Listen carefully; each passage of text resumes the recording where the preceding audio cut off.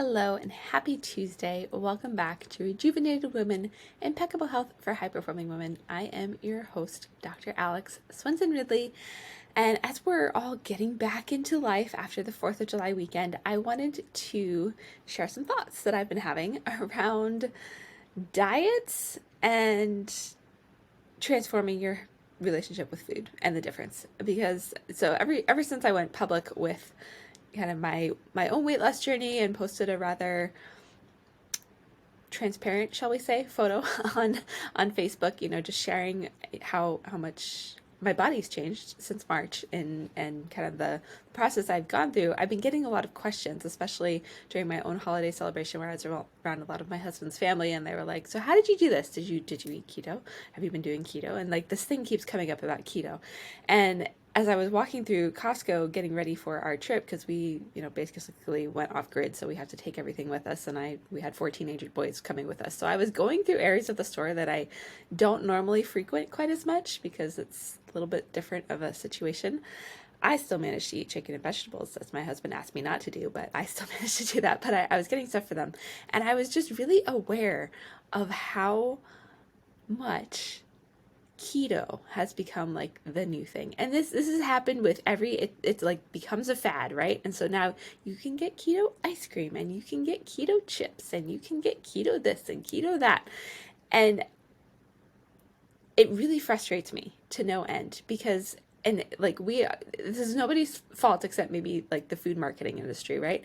We get pulled into these things where it becomes completely gimmicky, and we stop to recognize like what the purpose of eating keto, if you want to call it that, is, and get sucked into like, oh well, I can still have all this stuff while following this thing that's supposed to help me lose weight. But then 9 times out of 10 you're not going to start losing weight, and you're still going to be screwed up because all of that stuff has a bunch of additives, and it still has sugar in it, and it has all of these things. So before I get way too off the rails on my soapbox here, let's talk about what the keto diet is and what eating to put your body in ketosis, which is the ability it's making the switch from where you burn sugar to burning fat for fuel and essentially release weight that way.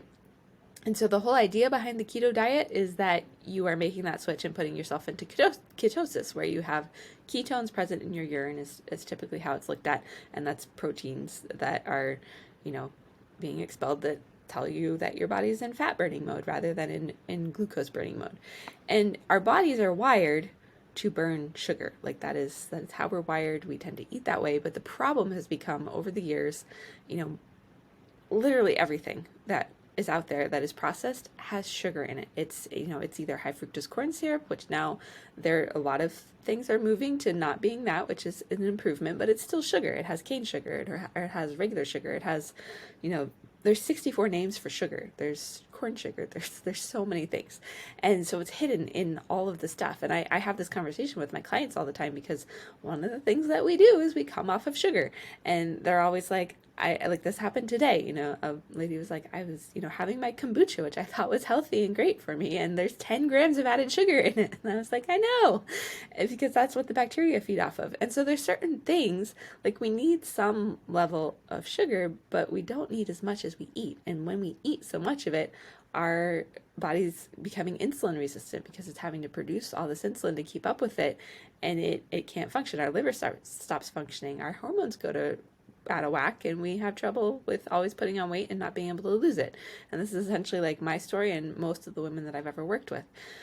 So you have to really be clear on, like, if you're going to do a diet, and I was around one of my husband's cousins a lot this weekend, and she's overweight, and she's really like been on the track to wanting to lose weight and be really serious about this. And we had a wedding this weekend and had 4th of July, and there were tons of people in his super small village in like rural Alaska where he's from that hadn't been there in years. So just like lots of fun, lots of connecting, lots of food and stuff that she and I don't normally eat.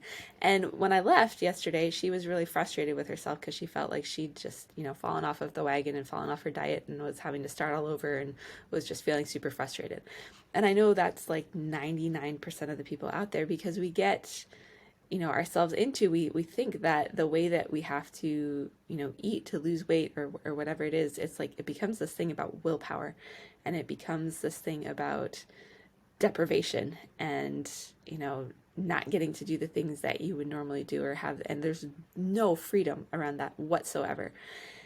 And I hated that place, and it didn't work for me, and it doesn't work for anyone else I know, because when you're doing things by willpower and by cheating, by having the keto whatever ice cream or whatever it is, or feeling like you need that thing because you still have an emotional attachment to whatever it is, or you still, you're drawn by, most of our food choices honestly come from an emotional place. They don't come from like our body actually needs that nutritiously to eat it. It's like, oh, I want that. Or I need that right now because I had a hard day, like whatever it is. We have these triggers and things that drive our food choices. And the food marketing industry is really good at playing to those and creating products that, make you feel like you're following your diet, but really you're putting a bunch of stuff in your body that your body still doesn't need. And so when you do that, it detracts from that purpose of like following a keto diet, and takes away the energy and the support and the nutrients that your body probably needs to process and start burning fat, like, processing food and all that. It distracts from it. That's what I'm trying to say. So there's so many things tangents I could go off on this, but what I wanted to share, I keep getting asked, like, okay, what did you do? How did you lose 20 pounds in 3 months? And I had COVID for 6 weeks of that. So I was, not exercising, and I was eating food. There was a period where I had my fever where I just had no appetite, but that was like for 3 days. I was eating and not exercising, and I lost a bunch of weight. And there's a couple things to think about with this, because one of the reasons that our body will hold on to fat instead of releasing it, especially if you've been trying the keto thing for a long time, or intermittent fasting or any of that, is that we as women, we chronically undereat. I've talked about this all the time. We're not eating enough calories. If you're following like a 1,200 calorie diet, I did a webinar last week, and this woman got on and just shared like, hey, I've done the 1,200 calorie diet. I've done the keto. My thyroid is, I keep being told I'm normal, but I can't lose weight. What's wrong? Like everything with that picture is wrong, right? If we eat where our body thinks we're starving, it holds on to everything because it's thinking that it needs to store everything it's got for when the food just runs out because we're not consuming enough. So that's number one, is you have to actually eat food, and enough of it. Like usually it's 10 times your body weight, and that's where everything will say like you have to eat less than that in order to lose weight. BS. You have to eat enough. So ladies, please start eating enough. That's number one. The second is, we have to look at our relationship to food. Like we really honestly do. And this is the thing that I went through and what I did. And so did I follow a keto process? I would actually say no, I didn't follow a keto diet. Did I eat so that my body went into ketosis, which is a place of fat burning and releasing fat, and made that switch to burn fat instead of sugar? Yes, I did do that. But I did it with real food. I didn't do it with, any of the, like, I think I meant to grab for the video, I have these keto snaps, which I'd bought before I did any of this just because they looked good, because it was like almonds and dark chocolate. And I was like, that sounds good. On a day that I was grocery shopping hungry. Another thing that you should never do. But, even that, like, it had sugar in it. And so the whole point behind making your body flip the switch to burning fat instead of sugar is you have to deprive it of sugar, like all sugar, including sugar that is in some vegetables and in some fruits, or not some, but all fruits. And, there's like, basically you're eating dark, leafy, green, bitter veggies and meat and good fats, lots of good fats. And that's where you have to stay in order to really get that switch to flip. I think I said that right. There's another caveat with this, though, is that women with hormone problems, i.e. me, I really had to go about this in my own way, because part of my journey is I needed my own accountability. So I did a program, and it was, something that was finally successful for me. But their whole approach and point was around creating food freedom. And that's really where I feel like I'm at right now. Having gone through this, is like I completely transformed my relationship with food and with my cravings and with my emotions that drive choices. And so now it doesn't mean I never give in. Like, I did eat a piece of wedding cake, a small one, but I did eat it. Felt terrible afterwards. But, I didn't make myself guilty about it because I was making a choice. I was like, I'm at a wedding. I haven't been at one of these in like 3 years, and that cake looks amazing. It was like, had blueberry frosting. It was fantastic. But, I knew that I wasn't going to feel well later because I haven't been eating dairy or gluten at all. So, but it's about that freedom to make the choice and not be like my husband's cousin who was, down and, upset and just feeling really distraught about what happened to her diet over the weekend. Whereas I'm like, I get to go home and I've still got some weight I want to lose. And so I was like, I'm like ready and excited to take on getting my body into that place of fat burning mode again and going through ketosis. Is it following the keto diet? Not at all. Not at all. There's no diet in this. There's freedom around making choices and having variety in what I do. And so, a lot of what I learned about was actually going into seasons with your body. So spring is where we go into fat burning mode. It's where it's a lot of dark leafy greens. There's not much sugar around. And I'm going to get back to the part about hormones in just a second. And then, summer is where you have more of those fruits and berries, but continuing with a lot of vegetables and a lot of, like things in abundance that actually grow and don't come out of a box. And so many of us, I know, like high performing women were like, but Dr. Alex, I don't have time to cook. I don't have time for this. I don't have time for that. You can find time. And, part of it's about shifting priorities and recognizing a need for us to, like, I have so much more energy that's more stable. I'm actually super exhausted today because we didn't get home till 1 a.m. But, I feel good and like I can go do things. I'm even on my period and I still feel good and I didn't have PMS this time around. And there's so much stuff that comes from just feeding our bodies the way it wants and needs to be fed. Back to the hormone thing. If you're listening to this, because I know keto's been this big thing, and that's why so many food companies are now marketing to our emotional need for the things that we're not supposed to have on that diet, right? And I hate the term diet. Like we need to just find a freedom with food to choose, where we're going to live, but transform that relationship so that where we live is not in the world of processed junk. Like that's where the shift needs to come. That's where the weight loss can come from, is you have to eat real food.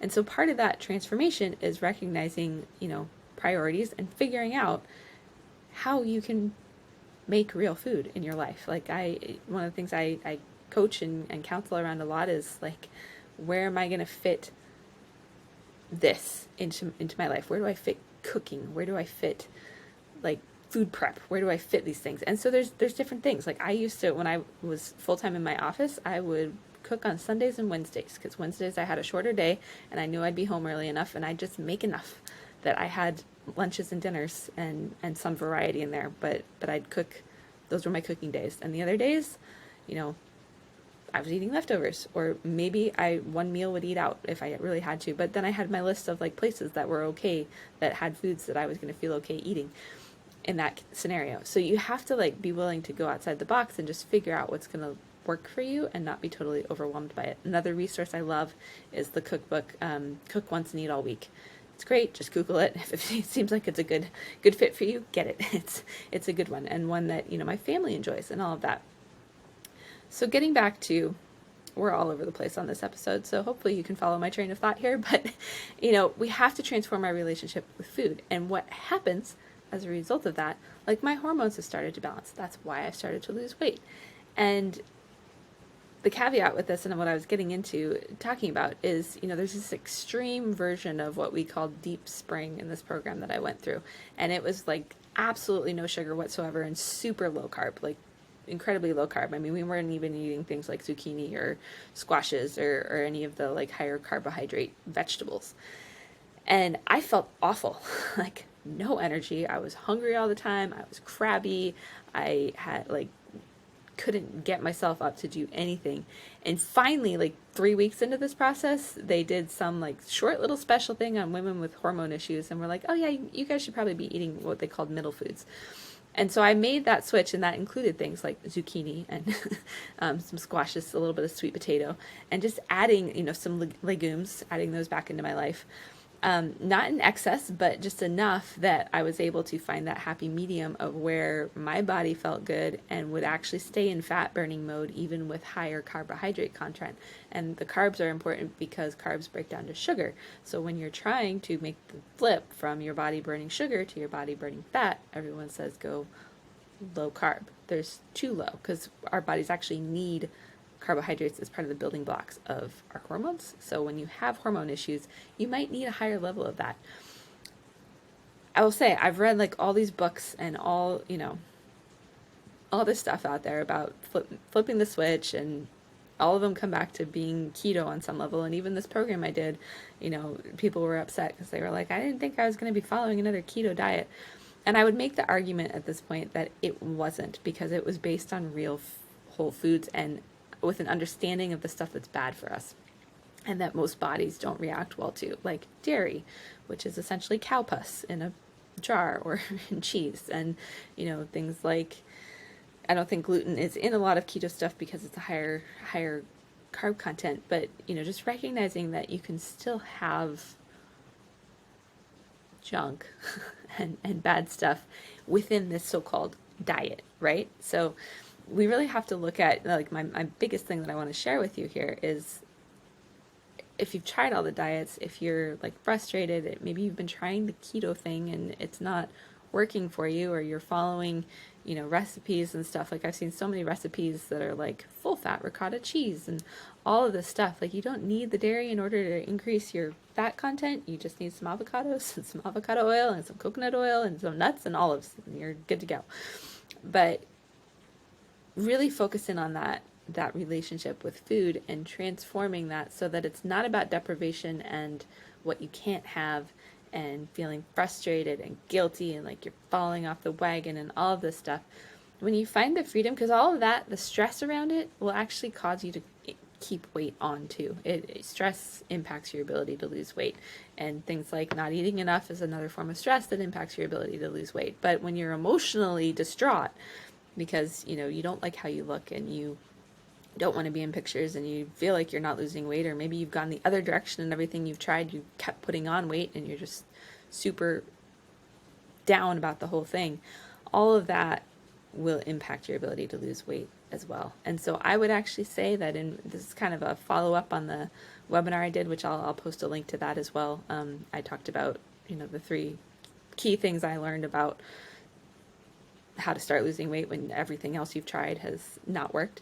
Like, the biggest one there is around mindset. Like, we have to be able to make that shift and be able to get our minds in a place where we're not reacting stress-wise, and where we have some freedom and we're understanding our inner dialogue, and making some transformational shifts that allow us to go through a process and then maintain it. Like, I did not maintain eating. That's the other thing. You shouldn't have to eat keto or super restricted for an extended period of time. Like, you should be able to release the weight and then have some freedom of choice. And so for the last probably month, because I was traveling and in places that had like fresh fruit and things that I don't always get in Alaska, I was off of that and eating with a lot more flexibility and freedom than I had, but with some certain like hard passes, dairy and gluten, hard pass, except when I'm at a wedding, apparently.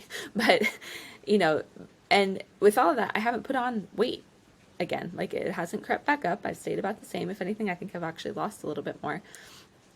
And that's all been about just, getting my hormones back in balance and my body not being so stressed and being able to start releasing the weight. And so, you have to get to this place where you can ebb and flow and go through seasons or cycles with how you eat and how you do this stuff, and have some variety. Because when we don't, we get stagnant and stuck, and that's when we start developing, I work with so many women with food sensitivities that are like allergic to weird things like apples, or that things that should be good for you and that you shouldn't have any problem eating.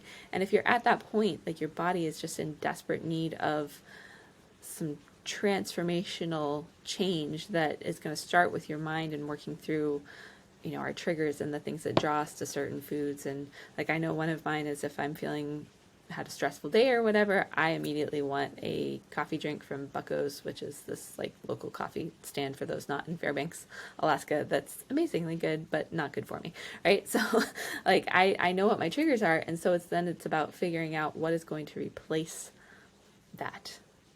What can you do that would give you the same sort of feeling of relief without giving your body something that it shouldn't have?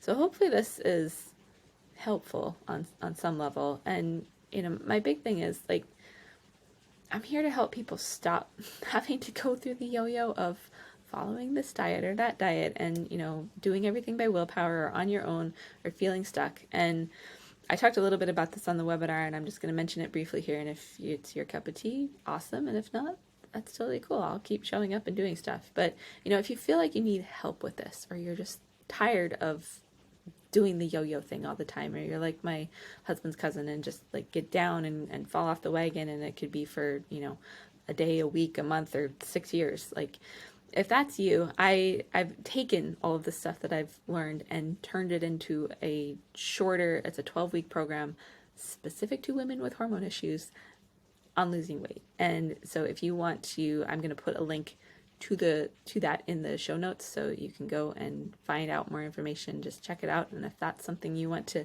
embark on, we're doing like a soft launch of our first process. You can join anytime, but we're going to officially launch it on the 16th of this month, I believe is what I said. Might have been the 12th. Next week. We're doing it next week. I should know these things. So check that out. If you're already in the Women's Health Rejuvenation Program, I know a lot of you listen to this, you automatically have access to it. But for those who are not, and maybe are looking for more of an entry-level starting point, this would be a place to jump in. It's a full group program, and I'll be, doing live coaching sessions and stuff once a week, but it's a great starting point, and will help you walk through this process of creating transformation around food rather than continuing this cycle of feeling stuck and trying to, eat the keto alternatives that probably are going to keep you stuck and not really help your body heal on the way that it needs to heal, and give you the freedom in the future to eat food, right? And to have to understand your cravings and to know what to eat, and not to go back to the way you've always been, but to just have freedom around what you're going to do going forward. So I hope this serves you. We will see you on Thursday and then again next week. Bye.